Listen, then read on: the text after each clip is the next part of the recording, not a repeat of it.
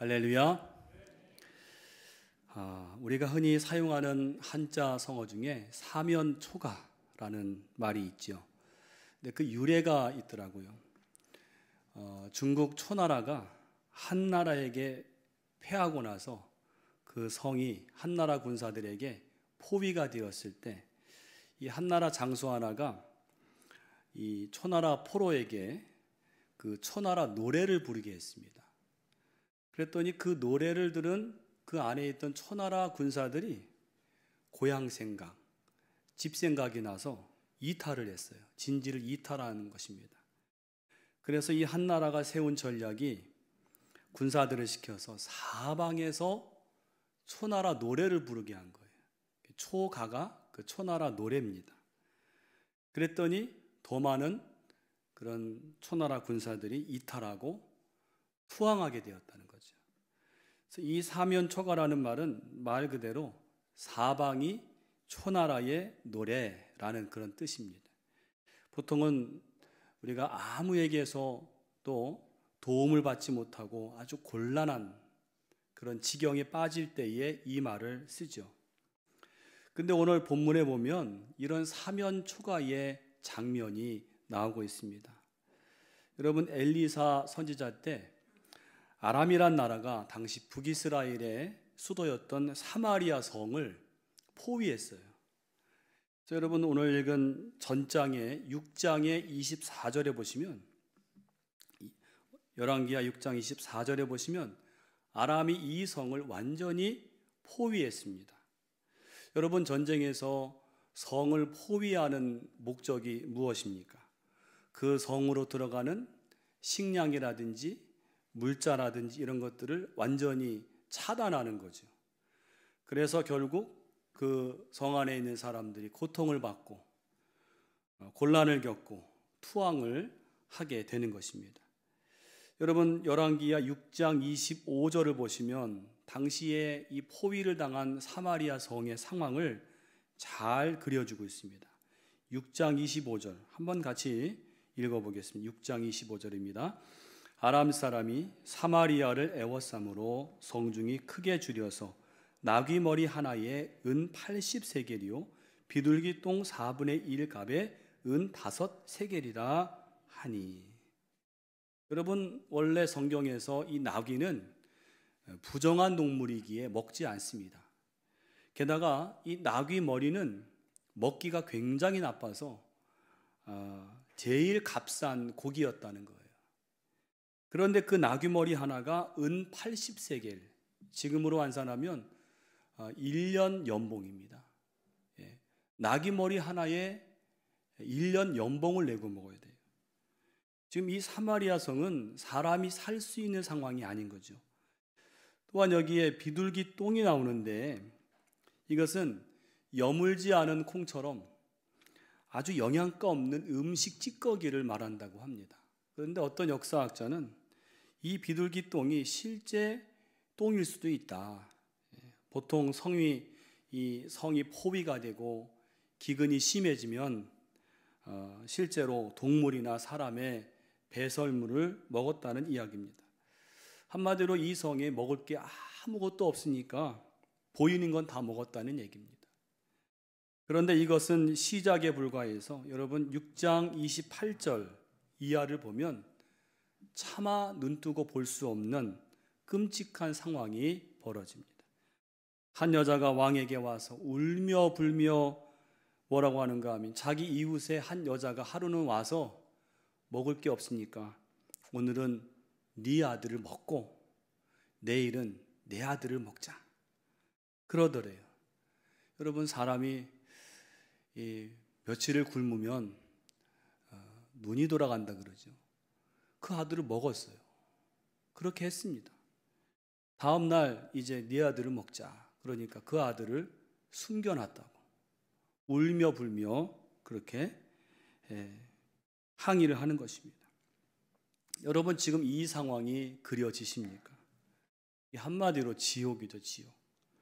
더욱이 이 답답하고 암담한 상황이 해결될 아무런 기미도 소망도 보이지 않는 것입니다. 여러분, 우리 삶에도 이 사마리아 성이 맞이한 것처럼 정말 문제가 생각지도 못한 문제들이 찾아오고 또 말도 안 되는 그런 문제들이 우리의 삶을 노크하고 어려움이 꼬리에 꼬리를 물고 찾아와서 사방이 우겨쌈을 당하는 것 같은 때가 있다는 것입니다. 더욱이 이걸 해결하고 싶은데 아무리 둘러봐도 해결될 소망이나 방법이 보이지 않고 구원이 보이지 않는 거죠. 우리가 이런 상황을 맞이할 때 여러분 아까 우리 읽었던 두 번째 말씀 고린도후서 4장 8절 9절 말씀 너무나 귀한 말씀이에요. 여러분 이 말씀을 여러분 소리내어서 틈틈이 읽으실 때 우리 삶에 이 말씀이 그대로 능력이 되는 줄로 믿습니다. 우리 한번 이 고린도후서 4장 8절 9절 말씀을 이 시간 마치 내 삶에 선포한다는 그런 마음을 가지고 한번 크게 읽어보겠습니다. 함께 있습니다. 우리가 사방으로 우겨쌈을 당하여도 쌓이지 아니하며 답답한 일을 당하여도 낙심하지 아니하며 박해를 받아도 버림받지 아니하며 거꾸로 엎드림을 당하여도 망하지 아니하고. 아멘. 여러분 이 말씀이 그대로 여러분에게 임하시기를 축원합니다. 아무리 우겨쌈을 당하여도 낙심하지 않으시기를 축원합니다. 그 비결이 무엇인가 함께 세 가지로 은혜를 나누기를 원합니다. 첫 번째로는 하나님의 말씀의 자리로 나아가야 합니다. 하나님의 말씀의 자리로 나아가라. 암담한 때에 말씀의 귀를 기울이라는 거예요. 여러분 우리 믿는 자는 인생의 사면초가 즉 내 힘으로 정말 어쩌지 못하는 그런 상황을 만날 때 가장 먼저 기억할 게 뭐냐면 하나님은 자기 백성을 분명히 도와주신다는 거예요. 믿으시기를 바랍니다. 이걸 왜 확신할 수 있느냐? 바로 하나님은 우리의 영적인 아버지이시기 때문에 그렇습니다. 여러분 아버지는요 자녀가 어려움을 당할 때 절대로 그냥 보고 있지 않습니다. 이 자녀를 어려움 당하는 자녀를 어떻게 도울 수 있을까? 발을 동동 구르고 어떻게든 도와주는 게 아버지예요. 그러기에 여러분 성도는 어려움을 당할 때 암담한 상황을 만날 때 기억해야 합니다. 하나님은 그 자녀를 반드시 도와주시고 붙들어 주시는 줄로 믿습니다. 근데 한 가지 기억할 게 하나님이 우리를 도와주실 때 무엇으로 도와주시고 무엇으로 붙들어 주시는가? 뭘로 도와주시는가? 바로 하나님의 말씀인 줄로 믿습니다. 말씀으로 도와주세요. 하나님 우리를 붙드시고 우리를 도와주실 때 말씀을 주세요. 그래서 오늘 엘리사 선지자가 이 비참한 이 암담한 상황 속에서 제일 먼저 한 일이 무엇인가? 여러분 오늘 7장 1절을 보세요. 7장 1절 맨 앞에 엘리사가 이르되 그 다음 뭐예요? 여호와의 말씀을 들을지어다. 여호와의 말씀을 들을지어다. 여러분 암담한 일을 만나셨습니까? 사면초가입니까? 여호와의 말씀을 들으시기를 바랍니다. 하나님의 말씀을 들으시기 바랍니다. 오늘 엘리사는 이 사면초가에 빠진 이스라엘에게 다른 어떤 도움을 준 게 아니라 하나님의 말씀을 들으라. 여기서 한 가지 여러분 우리 인생의 한계 상황과 이 하나님의 말씀을 듣는 게 무슨 관계가 있을까요? 바로 여러분 우리 인생의 한계 상황, 이 암담한 이 어려운 상황은요 하나님이 우리에게 말씀하실 때 사용하시는 메가폰입니다. 메가폰. 여러분 메가폰 아시죠? 메가폰은 원래의 소리를 더 크고 더 분명하게 전달하는 도구잖아요. 즉 하나님은 지금 내가 당한 이 인생의 이 어려움, 사면초가 같은 이 한계 상황을 통해서 나에게 하시고자 하는 그 말씀을 더 크고 더 분명하게 알게 하신다는 거예요. 우리가 그것을 들을 수 있기를 간절히 축원합니다. 여러분 음악의 어머니 핸델 아시죠? 핸델은 영국에서 오페라로 큰 성공과 인기를 거둔 사람입니다. 그는 왕실의 총애를 받은 사람입니다. 근데 그렇게 잘 나갈 때는요, 하나님과 거리가 멀었어요. 잘 나갈 때는 하나님과 거리가 멀었어요. 인생의 호황일 때는 하나님의 음성이 들리지 않았어요. 하나님의 말씀이 들리지 않더라는 거예요. 그런데 그에게 큰 시련이 닥쳐왔습니다. 오페라의 관객이 점점 줄어들더니 오페라가 사라졌어요. 채무가, 빚이 눈덩이처럼 불어났습니다. 설상가상으로 뇌출혈로 쓰러지고 말았습니다. 오른쪽이 반신마비가 되었어요. 극심한 경제난으로 어려워지니까 그렇게 가깝던 친구들도 다 떠나버렸습니다. 사방이 우겨쌈을 당하는 이런 사면초가의 상황에서 이 핸델이 절망과 고독에 빠져 있는데, 하루는 찰스 기본이라는 한 친구가, 이 친구는 시인인데 시를 하나 내밀면서 이것을 좀 작곡해 줄 수 있냐고 부탁을 했는데, 그 시는 성경의 이사야서를 가지고 만든 시였어요. 이 핸델이 그 시를 받아들고 그냥 무심코 읽어내려 가는데, 그 시의 한 가사가 이 핸델의 마음에 확 바뀌었습니다. 그 가사 내용이 뭐냐면, 그는 사람에게 멸시를 당하고 버림을 받았다. 그는 자기를 긍휼히 여길 자를 찾았지만 그를 위로해 줄 사람은 아무도 없었다. 이 가사를 읽는데 눈물이 왈칵 쏟아지는데, 이 말씀의 내용이 자기 이야기인 거예요. 나의 삶인 거예요. 누가 이처럼 나와 똑같은 어려움을 당했나? 그렇게 보니까 바로 예수님이신 거예요. 핸델의 마음에 큰 감동이 밀려왔습니다. 아, 예수님이 나와 같은 처지에 계셨고 나와 같은 고통을 예수님이 당하셨구나. 그리고 이 시를 계속 읽어가면서 십자가에 죽으신 그 그리스도를 묵상하다가 눈물을 쏟아내는 것입니다. 그리고 잠시 후에 마지막 구절에서 그의 시선이 멈추어졌어요. 마지막 가사가 뭐냐면, 나의 구원자는 살아계셔서 기뻐하라. 할렐루야. 아멘. 나의 구원자는 살아계시니 기뻐하라고. 할렐루야. 이 구절을 읽는 순간에 핸델 귀에, 이 귀에요, 천국의 음악이 들려오기 시작했다는 거예요. 악상이 떠오른 거죠. 핸델이 급히 펜을 들어서 그 떠오르는 악상을 체보하기 시작했대요. 놀랍게도 그는 무려 24일간을 식음을 전폐하고 작곡을 했다는 것입니다. 그렇게 해서 탄생된 게 여러분 그 유명한 오라토리오 메시아라는 겁니다. 메시아. 여러분 보세요.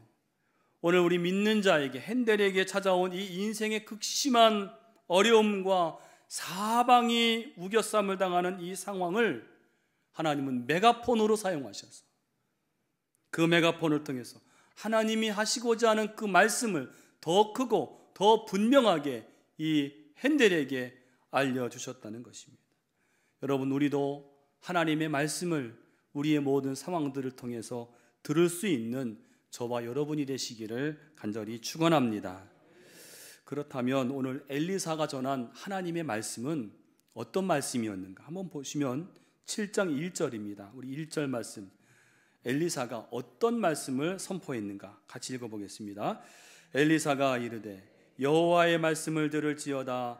여호와께서 이르시되 내일 이맘때에 사마리아 성문에서 고운 밀가루 한 스아를 한 세겔로 매매하고 보리 두 수아를 한 세겔로 매매하리라 하셨느니라. 아멘. 오늘 엘리사를 통한 하나님의 말씀은 무엇인가 하면 한마디로 소망의 메시지였어요. 구원의 메시지였어요. 지금 성 안에서는 먹을 것이 없어서 굶어 죽는 극한의 상황인데, 내일 이맘때면 성문에서 밀가루와 보리가 평소처럼 여느 때처럼 그렇게 사 먹을 수 있으리라. 꿈 같은 얘기죠. 지금 먹을 게 없어서 지금 자녀들을 지금 먹을까 말까 한 이 엄청난 상황인데 어떻게 이런 일이 있을 수 있겠습니까? 여러분, 하나님의 말씀은 가끔 우리가 들을 때요, 가끔 읽을 때 내 생각에는 터무니없어 보입니다. 이 말씀이 이게 이럴 수 있나? 상상을 초월할 때가 있어요. 여러분, 그럼에도 성령이 우리 마음에 역사하시면 그 하나님의 말씀이 우리 마음에 믿어지고 아멘이 되는 줄로 믿습니다. 하나님 말씀이 내 생각으로 이해가 되지 않더라도 아멘으로 받고 나아가면 그 말씀이 내 삶에서 기적을 일으키는 축복을 경험하게 된다는 거예요. 여러분, 하나님의 말씀을 들을 때 결코 나의 조불한 인생의 잣대로 판단하지 마시기를 바랍니다. 오늘 2절에 보면 그런 실수를 한 사람이 나와요. 엘리사가 하나님의 말씀을 선포할 때 2절 보시면 한 군대 장관이 말을 내뱉기를, 이런 말을, 아주 불신앙적인 말을 내뱉습니다. 여호와께서 하늘에 창을 내신들 어찌 이런 일이 있으리요. 무슨 말입니까? 하나님이라고 한들 지금 이 상황을 어떻게 하겠느냐? 여러분, 사람은 말의 열매를 먹는 거예요. 이 군대 장관은 하나님과 하나님의 그 말씀을 무시하고 있어요. 그때 엘리사가 뭐라고 합니까? 2절 마지막에 보시면 엘리사가 이르되 네가 내 눈으로 보리라. 내일 이맘때에 그 보리와 밀가루가 그렇게 팔리는 것을 네가 네 눈으로 보리라. 그러나 그것을 먹지는 못하리라. 무서운 말씀이죠. 여러분, 뒤에 이어지는 말씀은 나중에 한번 읽어보시면 하나님의 말씀이 성취되어서 그 다음날 성문에서 그 곡식이 그대로 팔리게 되었고, 이 군대 장관은 그것을 보고 있는 그동안에 밀려드는 사람의 발에 밟혀 죽었어요. 그 곡식이 그렇게 팔리는 것을 보았지만 네가 먹지는 못하리라.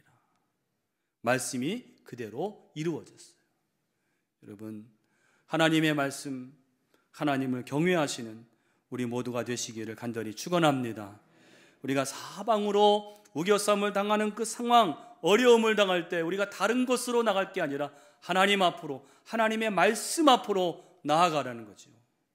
그 말씀으로 우리 영혼이 생명을 얻으면, 우리 마음이 평안을 얻으면 여러분, 우리의 삶의 모든 애워싸는, 그 우겨싸는 그 모든 문제들은 변하여 기적이 일어날 줄로 믿습니다.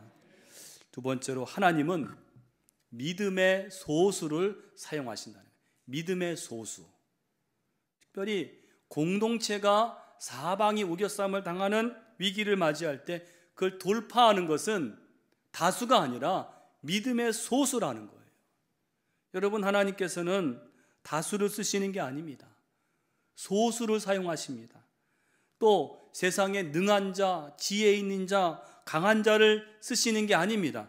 하나님은 극히 미약한 자를 들어서 하나님의 일을 이루시고 역사하신다는 거예요. 왜 그렇게 하시느냐? 그렇게 해야 하나님이 영광을 받으시기 때문에. 여러분, 예수님의 오병이어의 기적을 잘 아실 겁니다. 예수님께서 벳세다 광야에 가셨는데 수많은 사람들이 예수님을 쫓아왔습니다. 그들이 말씀을 듣다가 그만 저녁이 되었습니다. 그런데 빈들이라 먹을 게 아무것도 없는 거예요. 그때 예수님이 안타까우신 나머지 제자들에게 너희가 먹을 것을 줘라. 제자들이 돌아다니면서 수소문을 해보았는데 나온 음식은 고작 한 소년의 도시락이었어요. 보리떡 5개와 물고기 2마리였어요. 여러분, 거기 모인 사람이 적어도 2만 명. 근데 기가 막히게도 예수님 말씀대로 순종함으로 자기 것을 내어놓은 사람은 딱 한 사람. 그것도 소년, 어린 소년. 그 소년의 보리떡 5개와 물고기 2마리였어요. 예수님은 그 믿음의 소수, 이 작은 것, 이 연약한 것을 사용하셨어요. 그것을 축사하실 때 거기에 모인 그 많은 군중이 다 배불리 먹고도 12광주리가 남는 기적의 역사가 이루어진 줄로 믿습니다. 여러분, 예수님은, 우리 하나님은 누구를 쓰시느냐? 믿음의 소수, 극히 연약한 자들, 그들을 통해 일하시고 기적을 일으키심으로 오늘 사방이 우겨쌈을 당하는 그러한 위기를 극복해 하시는 그런 돌파구를 마련하신다는 거예요. 오늘 본문이 그런 얘기입니다. 여러분, 오늘 이 사방으로 우겨쌈을 당한 사마리아 성 문제를 누구를 통해 하나님이 해결하셨는지 아십니까? 어떤 이웃의 강대국의 원조가 와서 해결한 게 아니에요. 바로 믿음의 소수를 통해서 이 사마리아 성을 구원하셨어요. 여러분 3절에 보세요. 7장 3절에 보시면 성문 어귀에 누가 있었습니까? 나병 환자들, 4명의 나병 환자들이 있었어요. 여러분, 이들이 성문에 있었던 이유는 당시 여러분 나병이 걸리면 격리가 되잖아요. 성 밖으로 다 내몰립니다. 그러니까 이들은 성문에서 이 성 안에서 뭔가 나오기를 기다리는 거죠. 그걸 주어야 먹는 사람들이에요. 살아가는 사람들이에요. 그런데 오늘 놀라운 사실은 하나님께서 이 4명의 나병 환자들을 통해서 이 사마리아 성을 구원하셨다는 거예요. 놀라운 일 아닙니까? 여러분, 이들은 성에 빌붙어서 사는 사람들이고 자기 몸 하나 가누기 어려운 그런 연약한 환자들인데 어떻게 이들이 이 사마리아 성을, 이 위기를 해결할 수 있었는가? 여러분 3절 이하의 그 과정이 나오는데, 이 나병 환자들이요, 성문에 가만히 있어 보니까 성 안이나 성 밖이나 죽기는 매한가지인 걸 알았어요. 저 안에도 지금 다 지옥이니까요. 그래서 3절 중간에 보면 이들이 뭐라고 하는가 하면 이런 말을 합니다. 우리가 어찌하여 여기에 앉아서 죽기를 기다리랴. 그러니까 이렇게 앉아 죽을 수가 없다는 거죠. 여러분, 이 나병 환자들은 몸은 병들었는데 생각은 굉장히 탁월했어요. 이대로 죽기를 기다려서는 안 된다, 이런 생각을 한 거예요. 그리고는 현실을 직시하고 결단을 내린 게 4절입니다. 우리 4절 말씀 같이 한번 읽어보겠습니다. 4절입니다. 만일 우리가 성읍으로 가자고 말한다면 성읍에는 굶주림이 있으니 우리가 거기서 죽을 것이요, 만일 우리가 여기서 머무르면 역시 우리가 죽을 것이라. 그런즉 우리가 가서 아람 군대에게 항복하자. 그들이 우리를 살려두면 살 것이요 우리를 죽이면 죽을 것이라 하고. 아멘. 결론이 무엇입니까? 여기 있어도 죽고 성에 들어가도 죽는다면 차라리 아람 진영으로 가자. 거기서 그들이 살려주면 살 것이요 죽이면 죽을 것이라. 나름대로 목숨을 건 비장한 결단을 내렸어요. 하나님께서는 이들을 사용하셨습니다. 여러분 5절에 보세요. 이들이 죽기를 각오하고 아람진에 가까이 가니까 이게 웬일이에요? 거기 아람 진영이 있어야 할 군사들이 하나도 없는 거예요. 하나도. 이게 여러분 무슨 일입니까? 어떻게 된 일일까요? 6절 7절이 그것을 설명합니다. 6절 7절입니다. 함께 읽습니다.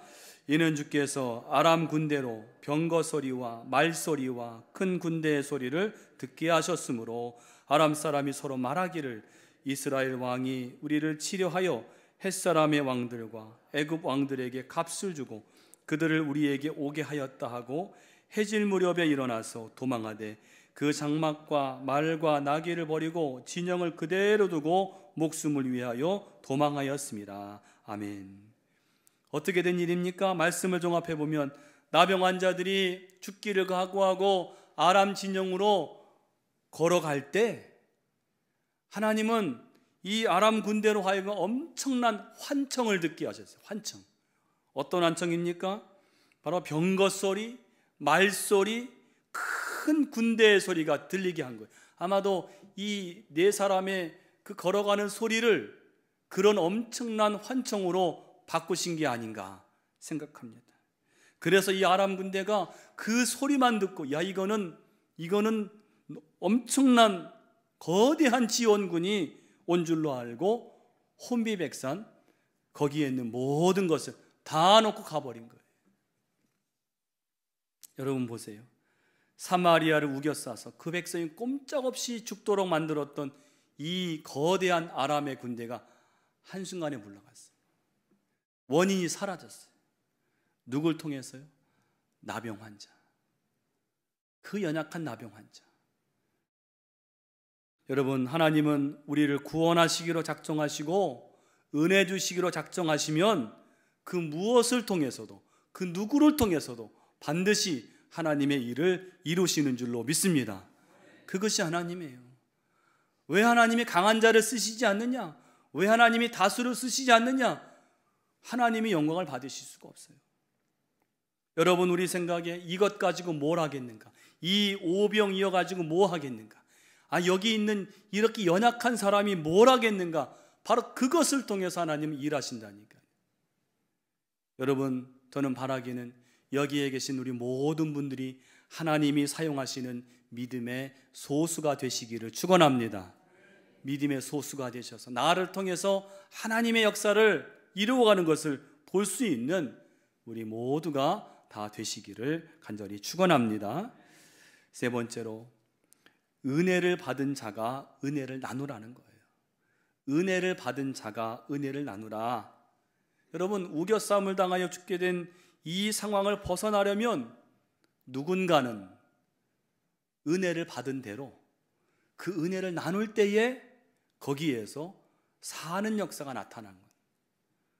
오늘 나병 환자들이요, 아람 진영에 들어가서 보니까 텅텅 비어 있잖아요. 어떻게 했을까요? 8절 보세요. 그들은 아람 진영에 들어가서 실컷 먹습니다. 그리고 온갖 귀한 폐물들을 다 챙기는 거죠. 이들에겐 지금 갑자기 살 길이 열렸어요. 그리고 속된 말로 인생이 완전히 폈습니다. 이럴 수가 있습니까?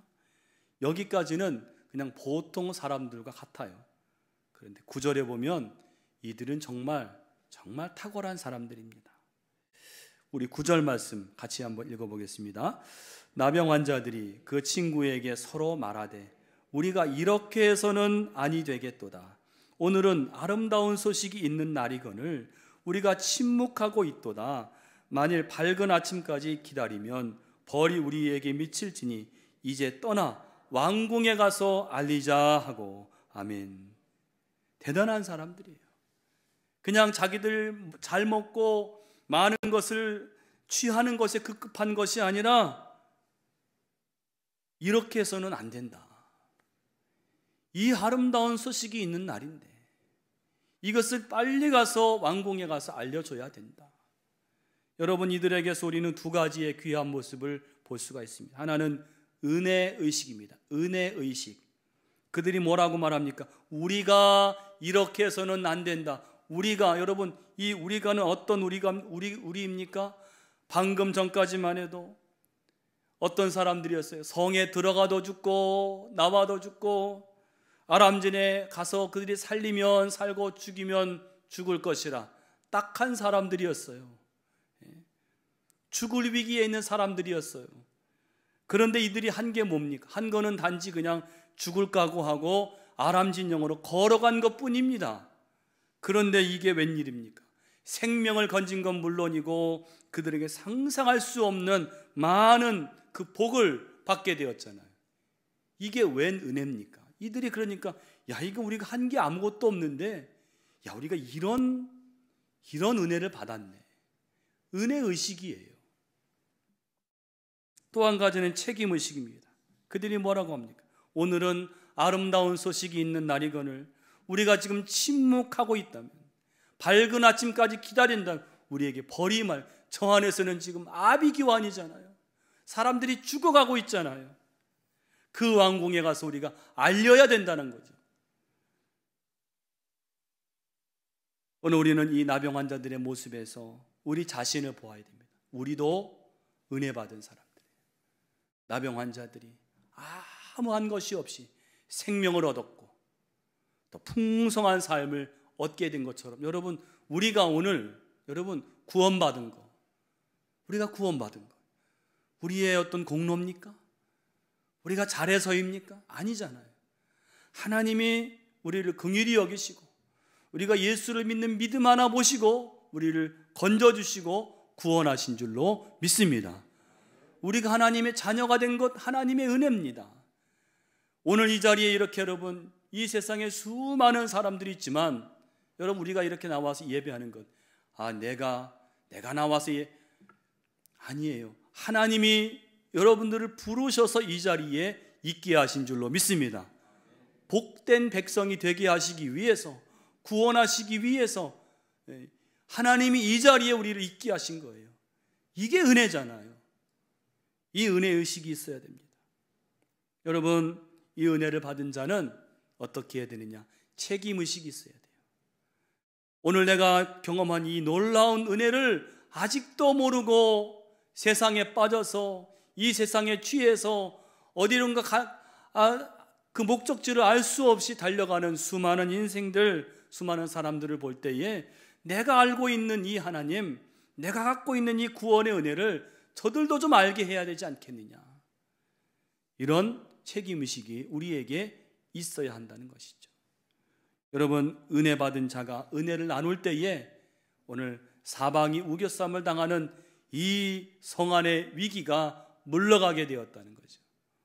오늘 우리에게도 그와 같은 책임의식이 있기를 간절히 축원합니다. 어떤 목사님 설교에서 그런 얘기 하더라고요.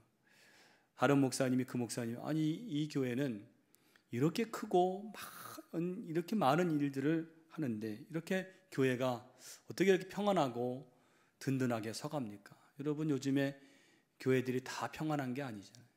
어떤 게 큰 어려움을 겪습니다. 그 안에 분열도 있고. 근데 그 큰 교회는 그렇게 평안하여 든든히 가는 이유가 뭡니까? 라고 물어볼 때 우리는 열심으로 선교하고 전도합니다. 밖에 나가서 흩어져서 전도하고 선교하는 일이 너무나 바쁘기 때문에 안에서 싸울 시간이 없습니다. 맞는 얘기더라고요. 여러분, 우리 광림 서교회가 그런 교회가 되기를 축원합니다. 받은 은혜, 여기서만 우리만 좋고 우리만 기쁜 것이 아니라 받았으면 나눠줘야 됩니다. 그래야 사방이 우겨쌈을 당하는 이 위기가 물러가는 것입니다. 오늘 말씀을 여러분 기억하셔서 사방이 우겨쌈을 당할 때 하나님의 말씀 앞으로 나아가시고, 또 나병 환자처럼 믿음을 가지고 전진할 때 하나님은 믿음의 소수를 쓰시는데 우리가 그 믿음의 소수가 되시기를 간절히 축원합니다. 기도하겠습니다. 하나님, 은혜와 사랑을 진심으로 감사합니다. 저희들을 죄 가운데서 구원하시고 오늘도 하나님을 아버지라고 부르며 저 영생을 바라보고 우리의 삶을 하나님을 모신 삶으로 살아갈 수 있도록 인도하신 은혜 감사를 드립니다. 우리가 살아갈 때 때로는 사방이 우겨싸는 그런 어려움을 당할 때가 있습니다. 낙심하지 않게 하시고 예수로 말미암아 승리하는 저희들 되게 하여 주시옵소서. 예수님의 이름으로 기도하옵나이다. 아멘.